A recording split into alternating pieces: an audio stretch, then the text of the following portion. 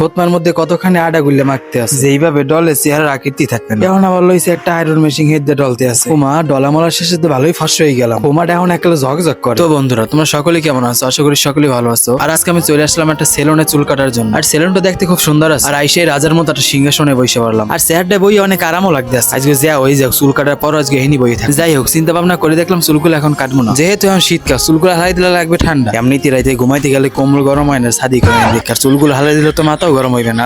যাই হোক, চুল কাটি নাই দেখে আর আবার থোতার মধ্যে জানি কি মাইকে দিতে আছে। আমি তো ডরে গেছিলাম থোতার মধ্যে কি মাখতে আছে, আদা ময়দা। যেইভাবে থোত মারা ডলতে আছে মনে হয় চামড়া চুমড়া কিছু রাখবে না। এরকম তো মানুষের জামা কাপড়ও ধোয় না। মোর থোত মা কি ময়লা এককালে বেশি যে এরকম করে ডলা লাগে। এখন আবার লইছে একটা বেড়া সেরে তো জনমের মতো ডলতে আছে। মনে হয় চিন্তা ভাবনা করছে উফরে চামড়াটা উড়ে গেলাই। যাই হোক, একদের জিগেরাম যে ভাই মোর থোতমায় কি দিলেন। তারা বললো আপনি থোতমায় দিছি মিল্ক স্কাপ। এইটা একটা প্যাকেজ, এই প্যাকেজের ভিতরে 4-5 পদের উপাদান থাকে। জিজ্ঞেস করলাম এটা দেওয়ার পর কোনো ক্ষতি হইবে কিনা। তারা বললো এটা দেওয়ার পরে কোনো ক্ষতি হয় না, স্কিনটা নাকি অনেক ভালো থাকে। যাই হোক, চেহারাটা ভালো করে ধুয়ে দিতে আছে। যাই হোক, চাইলে আপনারাও আসতে পারেন। এটার লোকেশন হইলো ছোট চৌরাস্তা, খাদেমুল ইসলাম কমি মাদ্রাসার সামনে দিয়ে। আর দোকানের নাম হলো রিল্যাক্স ছিল। আর বন্ধুরা, ঘষা মাজার পর এই হলো ফাইনাল। আসলে তাদের প্রোডাক্ট অনেক ভালো ছিল। আর আমি কোনো সময় এইসব ব্যবহার করি না, এই ফার্স্ট প্রথম। তো ভিডিওটা তোমাদের কাছে কেমন লাগছে অবশ্যই বলে যাবে। আর আজকে ভিডিওটা এতটুকুই ছিল। আর এই ভিডিওটা যদি তোমাদের কাছে ভালো লাগে থাকে তবে তোমরা লাইক শেয়ার কমেন্ট করবা। যদি ভালো না লাগে তবে কিছু করার দরকার নাই। তো সকলেই তোমরা ভালো থাকো এন্ড আসসালামু আলাইকুম।